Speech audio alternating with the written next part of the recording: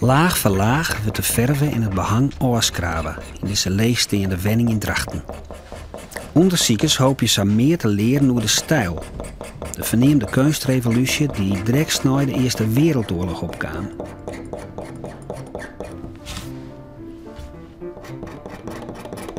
Kunst moest nevens de stijl zo puur mogelijk wezen, met heldere kleuren en strakke ruchte vormen, zonder antieke versieringen. Aan de witse van de stijl staan onder andere Piet Mondriaan en Theo van Doesburg.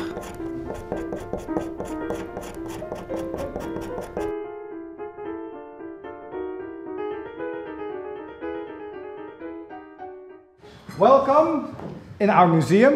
Jood binnen 30 journalisten uit de hele wereld naar Drachten kwamen. Ze willen het verhaal jaren over de kunstensgroep die de hele wereld verhoren voer. Na die verschrikkelijke Wereldoorlog moest haar naaie kunst oerloon wezen. Niet alleen nog op schilderijen, maar ook op straten en in de huizen.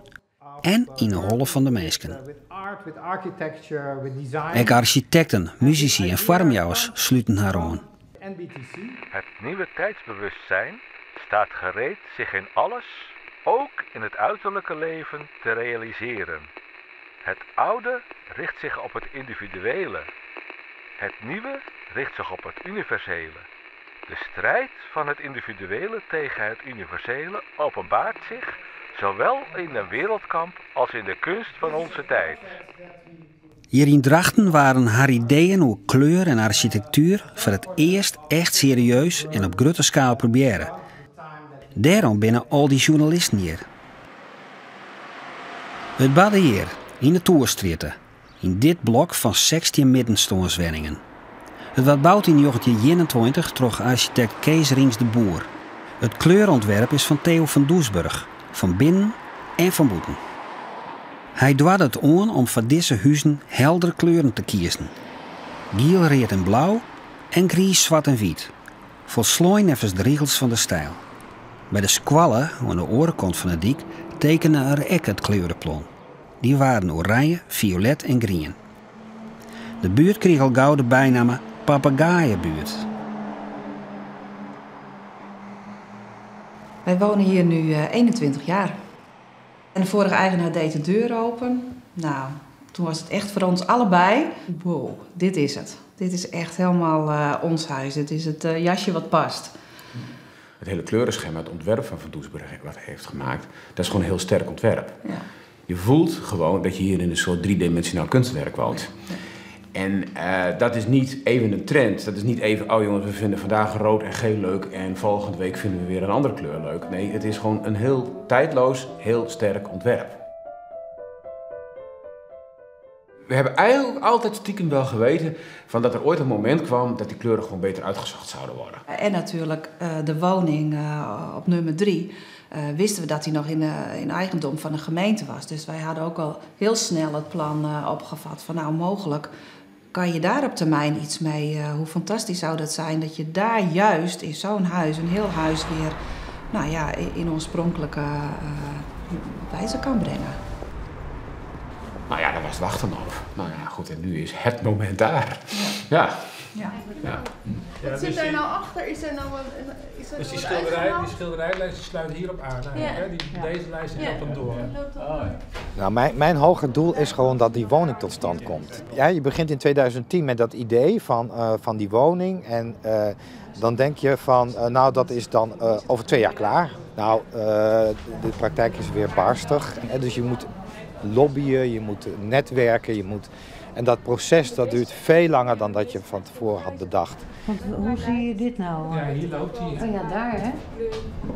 Het is wat opgeschoven. En dan eerst een jaar en toen 2 jaar en toen 2,5 jaar. Dus zo gaat dat. Ja, natuurlijk, straks ga je hier breken en dan...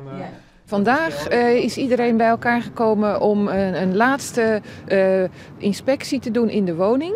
Om het bouwkundige gedeelte van het hele proces, om dat af te ronden, althans op papier dan. En dan kan daarna de opdracht gegeven worden aan de aannemer om te gaan starten. De onderverdieping van de museumwenning wordt inrichten in oorspronkelijke stijl, zat Van Doesburg uit Vregen hier. Boppen komt tijdelijke werkruimte voor een artist in residence. Achterkamer, hè? Het probleem is, er is nog net genoeg geld. De naam van de museumwinning is al wel bekend, het Van Doesburg Reensemahuis. Ja, hier moet het ergens geweest zijn, de schoenenzaak van de Rinsema's. Ongeveer bij die min 12. Dus hier is die hoek, het hoekhuis. Dus nummer 23, dat zal ongeveer daar geweest zijn. Maar het is allemaal afgebroken, dus... Het waren 2 schoenmakers, hè, Thijs en Evert Rinsema. Evert Rinsema was de jongste van de 2. En hij heeft tot aan de dood van Van Doesburg gecorrespondeerd met Van Doesburg. Ze leerden elkaar kennen in 1914, in de tijd van de mobilisatie van de Eerste Wereldoorlog. Theo zit hier in het midden. Naast hem staat Evert bij de fiets die er hier als legerpost boorde. En Evert die was op dat moment Heraklitos aan het lezen. Dat is een van de Stoïcijnen, oude Griekse filosofen. Je moet je voorstellen, hè, bij de jonge mannen, Van Doesburg nog 4 jaar voor de stijlbeweging bijna. Heel erg bezig met die filosofie. Dan komt hij daar die schoenmaker tegen, Evert, die op dat moment een van zijn Griekse filosofen aan het lezen is. Een soldaat, hè, die hier zo filosofie. Nou ja, die raakte aan de praat en die werden daar vrienden. En uiteindelijk nodigde Evert Rinsema van Doesburg hier uit. Zijn broer Thijs, die schilderde. En die werden enorm geïnspireerd en beïnvloed ook door Van Doesburg. Van Doesburg die jutte ze enorm op. Die zeiden, jullie moeten door, jullie moeten ook op reis, jullie moeten de wereld in. En het is zo dat Van Doesburg belangrijk was voor de Rinsema's. Maar andersom ook. Want de Rinsema's die hebben gezorgd dat Van Doesburg zijn eerste grote opdracht kreeg. Waarin hij zijn ideeën over kleur in architectuur kon uitwerken op grote schaal. Nou, die Rinsema's hebben Van Doesburg in contact gebracht met Kees Rings de Boer. Kees Rings de Boer die was op dat moment tijdelijk gemeentearchitect. Moest hier een project doen, deze middenstandswoningen dus. En zo is het gekomen. De Boer die had op een gegeven moment wel aangegeven dat hij wel geïnteresseerd was in dat nieuwe denken. En toen moet Evert gezegd hebben van nou, ik ken wel iemand die in dat nieuwe zit. En dat is Theo van Doesburg, een vriend van me. En ik kan je wel met hem in contact brengen. Dus zo zijn die 2 met elkaar in contact gekomen. Van Doesburg die woonde hier niet in Drachten, niet eens in Nederland, die woonde in Weimar. Dus alle communicatie is via brieven gegaan. Ja, en daar zijn we nu heel blij mee, want die brieven die zijn nu eigenlijk heel belangrijk materiaal in de research voor de kleuren. Nou, het bijzondere is dat het een relatief vroeg werk is van Doesburg. Dat hij in die tijd nog heel erg bezig was met het integreren van die beeldende kunst in die architectuur, kleur in de architectuur. En hier in Drachten kon hij zijn ideeën echt in de praktijk brengen. Het oorspronkelijke ontwerp van Doesburg is natuurlijk toch een beetje een theoretisch ontwerp geweest. Hij was er zelf niet bij tijdens de uitvoering. En hoe heeft de boer, de architect, het laten uitvoeren? En hoe ga je daar nu mee om? Dat is heel erg interessant. Om antwoord te krijgen op dit soort vragen beziek je de onderzoekers zo goed mogelijk te achterhellen hoe er destijds bij de bouw werken waard. Het is de essentie van het hele huis, zeg maar. Wat het huis zo bijzonder maakt is de kleurtoepassing. Want op zich was het een vrij standaard huis in die tijd. Het exceptionele daaraan is juist het kleurgebruik wat Van Doesburg daar heeft toegepast. Dus dat willen we ook helemaal precies boven water krijgen. Wat er destijds nou gebeurd is eigenlijk. Ik ben heel blij dat wij de afgelopen maanden in een versnellingsfase zijn gekomen. Waarin dat ook, als het goed gaat, volgens planning Gerrit, dat we dat ook voor 1 juni voor elkaar gaan krijgen. Maar ik denk dat het wel belangrijk is dat we, nu we met z'n allen aan tafel zitten, dat we wel nu een uitspraak doen naar welke toestand gaan we reconstrueren. Ja. En ik denk dat we daar op een gegeven moment toch wel met z'n allen duidelijkheid in moeten krijgen. En dan voel ik er heel veel voor dat jullie dat met elkaar uitzoeken. Ja. En dat Alenka erbij zit, jullie de tekeningen aanlevert. En dat je dan consensus met elkaar hebt. Die kleur komt daarop. Het tijdspad is door omstandigheden wat stilgevallen. En van Doesburg Rinsemahuis willen we toch voor 1 juni open hebben. Dus er moet wat snelheid in en wat strakkere planning om de boel op tijd klaar te krijgen. Van Doesburg maakt een ontwerp op een op de architectuur van de boer. Hè? Dus daar past hij zich op aan. Ja. Maar het is een theoretisch ontwerp die hij maakt in Weimar. Gaandeweg het proces ontdekt hij dat de boer dingen anders uitvoert dan hij ze bedacht heeft. De haast van Gerrit is begrijpelijk, maar de onderzoekers binnen nog net klaar met haar onderzoek. Er moeten nog wichtige keuzes maken worden. Maak je dingen anders dan Van Doesburg bedoeld heeft? Of reconstrueer je dat plan, dat theoretische plan van Doesburg? Ja, er zitten gewoon heel veel nuances in. Ja, want Van Doesburg die heeft aangegeven, ik wil daar met die behangen werken en daar die kleurharmonieën bij gebruiken. En hij heeft de keuze aan de boer gelaten. Van nou, kijk jij maar in die woning, in welke ruimte is nou donker, welke is licht, welk behang wil je daar toepassen? Wat is daar dan gebeurd? Heeft de boer gekozen om per woning 1 behang te kiezen of in 1 woning 4 behangetjes te kiezen? Ik heb het vermoeden dat dit een meni-laag is. Ja, een loodmenie. En die laag erover? Dat is, denk ik, afgaande uit de 3 monsters die tot nu toe gestoken zijn, een organisch rood. Maar... Het lastige is, er is niet 1 kleur. Hè? Nu zijn we gewend, een heel gebouw of een hele wijk wordt in 1 kleur opgeleverd. En dat was toen niet zo. Dat was niet de bedoeling van Van Doesburg en dat was niet de schilderspraktijk. Dus je moet hoe dan ook een keuze maken, welke kleur kiezen we nu. Maar ja, Van Doesburg, die schrijft in de correspondentie over die menie. Ja, want met zo'n oranje grondlaag kun je ook een mooie, lichte, rode toplaag krijgen. Ja, hè? Ja, want als je er rood onder zet, dan wordt het gewoon te zwaar. Ja. Eigenlijk deze correspondeert beter met de blauwe... De onderzoekers die blijven onderzoeken. Ze komen altijd er weer achter dat er weer wat nieuws is. En als je niet oppast, dan loopt het als het ware steeds verder weg. Zullen we hier even een monster van nemen, dat we dat ook laten onderzoeken? Ja. Je moet op een gegeven moment een deadline stellen, dat we toch met elkaar voor 1 juni de deuren kunnen openen van het nieuwe Van Doesburg Rentsenhuis. Schilders mogen de verven jet iets zelfs. Dus op elk schilderde stukje door of raam wie de geest al een krek weer oors. Bulten splinters van oude dikke verflagen worden analyseren. De vervensplinters worden inline in kunsthards. En dat wordt zo sliepen dat onder de elektronenmicroscoop een dwarstrogsnee te zien is. De skiernis van 100 jaar schilderwerk wordt zo zichtbaar. Alle chemische elementen die in de verven zitten, worden analyseren. In 1921 wie de basis van verven meestal de nogal stadig droegende lienolie. De oranje verflaag. En van de kleuren waren regelmatig giftige stoffen, als leerdwiet en leerdmenie broek. Er staat vooral lood in zit. Dus we hebben hier een mengsel van loodmenie met zinkwit en ook nog een klein beetje krijt. En zelfs nog een heel klein beetje bariumsulfaat. Oké, dus het kan zijn dat dit de correctie is die plaats heeft gevonden op die vrij oranje laag. Ja. Maar dank aan dit detectivewerk wordt stukje bij beetje bleertlijn wat er in die tijd is en op hokker moment. Dan heb je alweer een gronderingje en nog een rode afwerking, want dit is echt in het zicht geweest. En wat jij zei, stel je voor dat dit de afwerklaag zou zijn. Het lijkt erop dat de verven in tinnen laagjes opbracht is. Hield hij een beetje een oren kleur.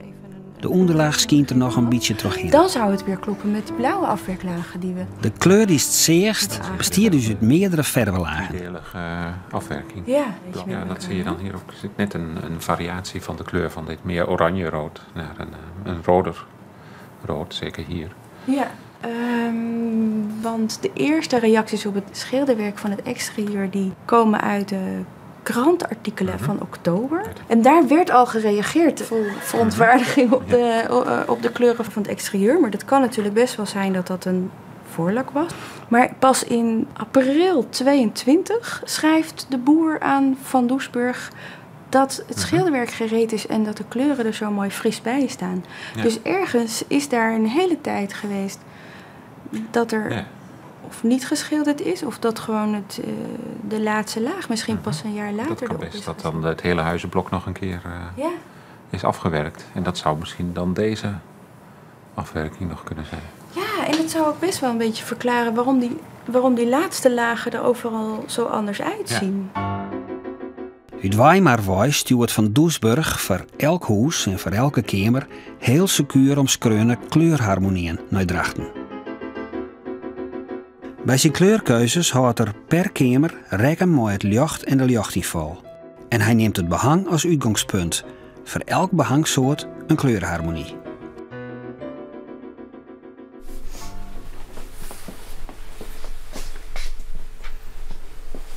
En dit is het handschrift van Doesburg? Of, Het handschrift van Doesburg is die groene. De groene, ja. En dit zijn de rollen die hij ooit bedacht heeft dat het nodig was voor het project? Ja, nou dit waren vooral de rollen die er waren bij de fabrikant. Het behang komt uit Weimar. Dat heeft hij daar gekocht bij een firma. En hij heeft eerst de behangpatronen gekozen. En daarop heeft hij zijn kleurharmonieën afgestemd. Ja, ja. Maar hij moest ook een beetje praktisch zijn. Want de behangstalen die hij wilde, dat waren er eigenlijk maar 4. Maar daar was dus niet meer genoeg van. Dus daarom moest hij er uiteindelijk 11 kiezen. Dat zijn de namen van de bewoners? Ja. Wat grappig. Ja. Die waren al bekend voor het... Ja. En daardoor is er dus ook een vermoeden dat de bewoners ook nog enige invloed hebben gehad over welk behang ze wilden. En welke gaan we nou doen? Deze. En die. Nummer 1 en 2. Ja, dit is eigenlijk de lichte variant van nummer 1. Ja. Hetzelfde. En die is ook iets meer verkleurd. Daar zie je die witte horizontale strepen zie je daar bijna niet meer.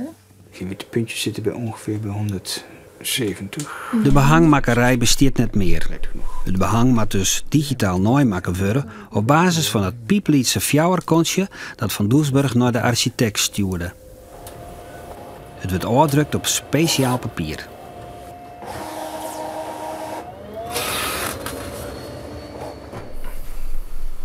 Nog ietsje geel mag wel uit, ietsje koeler mag nog. Dus dit is gewoon digitaal geprint. Ja. Dus je kunt niet zeggen dat het 1 op 1 het is. Het is absoluut niet 1 op 1, maar dit geeft wel echt een hele mooie indicatie. En ook omdat je werkt wel degelijk met de schaduw en de lichtwerking van het behang, zie je er wel in terug. Ook als je het ernaast legt.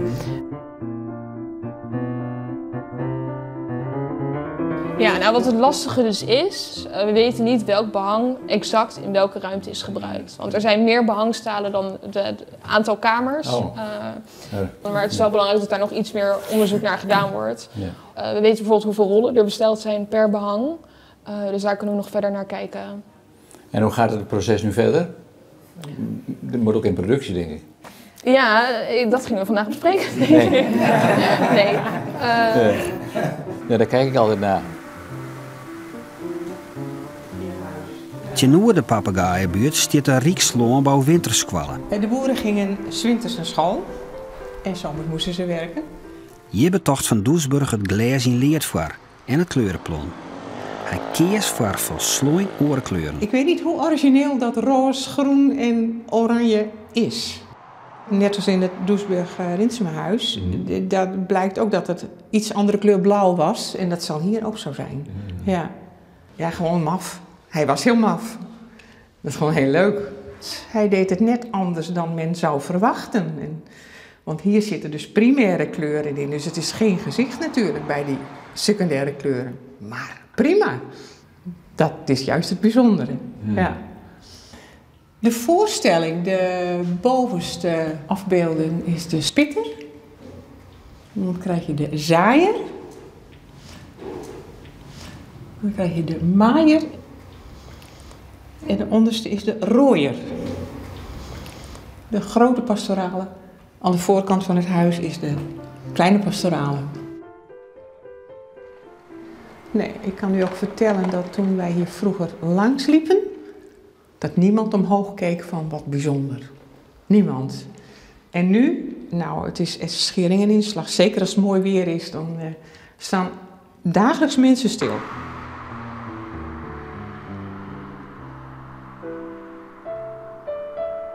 Er is van alles bezocht, maar het is het Aarhoenenjel hier nog net slagen om genoeg geld bij elkaar te helpen voor de bouw. Er is krek genoeg geld om één kamer uit te werken. Zet in alle gevallen wat toonwerk in. Dat was niet genoeg binnen. Dus daar moest ook heel snel een inhaalslag mee gebeuren. Je ziet nu met de bezuinigingen in de cultuursector dat er heel veel initiatieven nu geen beroep meer op subsidies kunnen doen, maar nu een beroep op fondsen gaan doen. We waren natuurlijk ook lerenden in het aanvragen van fondsen. Fondsen aanvragen is toch wel een vak apart, hebben we geleerd. Dus ja, dat zijn wel twee hobbels wat heeft gemaakt dat we nu nog niet voldoende middelen hebben. Ja, en vergeet ook niet, en dat vind ik ook wel een hobbel, van het bestuur, het stichtingbestuur, dat zijn gewone mensen. Zeg maar, dus je moet een bestuur samenstellen die dat op vrijwillige basis doet. Dus naast hun baan, naast hun gezin, naast andere drukke werkzaamheden. Zoek dan maar eens een aantal andere mensen bij elkaar die daar een heleboel vrije tijd in willen steken. En ook af en toe best wel met buikpijn naar bed gaan en slapeloze nachten hebben van hoe komt dit allemaal? En daarnaast, een andere reden was dat de onderzoeksfase veel langer heeft geduurd dan we hadden in kunnen schatten. Dus dat kleurenonderzoek dat heeft maanden gekost om dat goed, op een goede manier voor elkaar te krijgen. De kleuren binnen 2 weken van de opening eindelijk bekend. De schilders willen stomme graag los. Dit is voor de erker, dus dit is de reeks van buiten en dit is de reeks van binnen. Want die kleur geel is wel buiten en binnen hetzelfde. Dit is de enige kleur die voor de woonkamer daarbij hoort. Ja, maar dat is het enige geel wat in de voorkamer zit, toch? De verschuifdeur. En dan hebben we die panelen teruggebracht. Ja, klopt. En dan de kast blauw en de schouw rood. Ja. En het rood komt dan op de toegangsdeur naar de woonkamer. Maar dat levert toch wel een heel ander resultaat op. Dat is wel zinnig eigenlijk, ja. En verrassend vind ik ook dat binnen en buiten anders is. Ja. Dat had ik zelf niet verwacht. Ik denk van, dan zullen ze het binnen en buiten wel doortrekken. Maar je ziet dan toch dat het afgeleiden zijn. De glansgraad en het type product als laatste laag is nog een knelpunt. Dat is gewoon iets wat binnen nu in een paar dagen besloten moet worden. Zodat het geproduceerd kan worden. En dat wij nog tijd hebben om het weer aan te brengen. Ja, dat is mooi natuurlijk. Ja, dus we hebben nu nog 1,5 week zeg maar voor ons gevoel. Als we dan naar 31 mei toe werken. De tijd begint nou toch echt wel te dringen. Er is timmeren, sloopt en stukken, maar er moeten nog een protte besluiten genomen worden. In naweeken komt de internationale passen de Van Doesburg-wenning al te bezien. Nou, ietsje zo. Ja, het is iets. Pasen, hè, die? Deze is wel donkerder. Ja. Ja. Nou, maar dat is hem net niet. Nee, ik denk het ook niet. Het glas is net goed, maar uit het knutselhok komt nog een verrassing. Netstof. Deze komen ook uit deze woning, zeg maar. Deze 2. Nou, dat is heel mooi. Je moet ze alleen even schoonmaken. Ja. En een lichtschakelaar, had je die ook nog? Of, Die is kapot. Ja. Ik heb nog één, maar die heb ik zelf op een blad. Dus die, maar deze mag je wel meenemen. Nou, dat is heel mooi. En dan zal ik eens even kijken, want voor de voorkamer hebben we nu... Moeten we even kijken wat... Ja, in het huis zelf zit er ook nog eentje, deze. Ja. Wil ze in het Van Doesburg-Reesemerhuis, bij gebrek aan verven, maar verst uit onzetten met plamuren, wordt in Ter Wispel een vervenfabriek voen.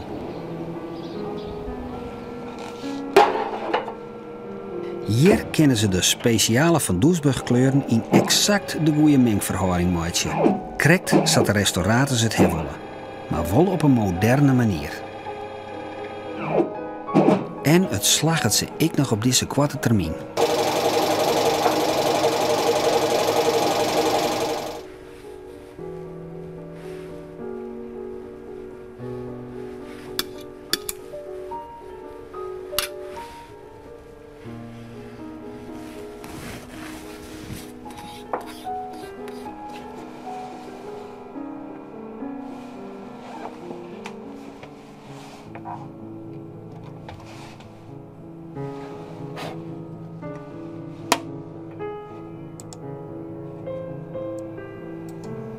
Delta E van 0,8.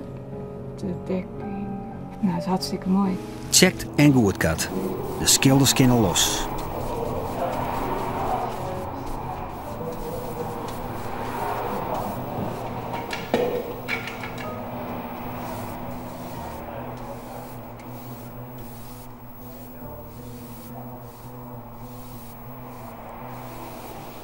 Spijtig genoeg kan het schilderwerk nog net aanmaken worden. Het behang moet op hem worden.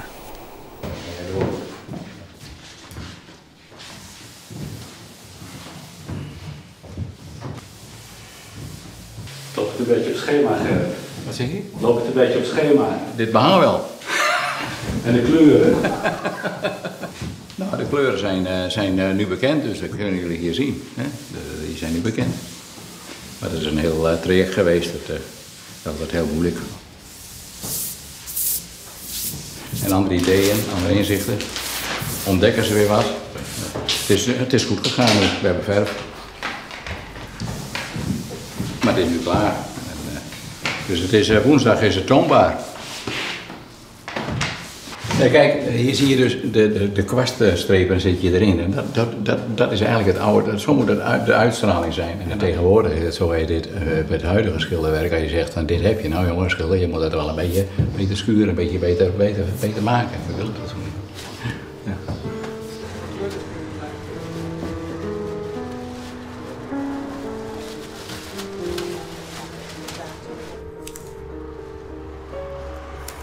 Van de morgen in de schilders nog aan de gang.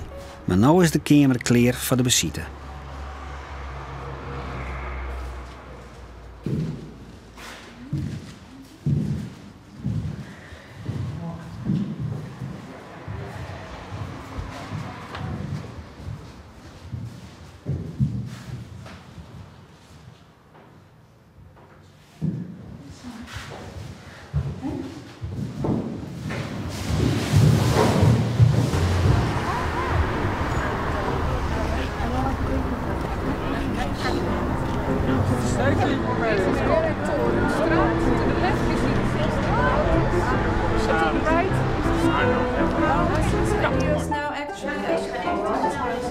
This one is lighter. This is the white color. This building construction was already ongoing, and in the meanwhile there were corresponding with letters. The whole of this house and this room also was an institute here, and we found out what that was our big goal to find out. And this is the result. Van Doesburg was living in Weimar. He was their lecturer at Bauhaus. This was a big source of information for us too. But the biggest source was, of course, his house. And of course, one of the most important things which comes. So he had different harmonies for darker rooms or for lighter rooms. Because it's not only blue, yellow and red. It's this blue, this yellow and this red, this white and this grey. Ja, nou ja, zo is het eigenlijk een beetje een lijn gegaan. En het is wel eens met wat hobbels gegaan, met wat horten en stoten natuurlijk. En, Het is nu begonnen, maar het is nog niet af. Dus ja, het komt af, dat is zeker. Alleen het duurde wat langer dan ik toen op dat moment dacht.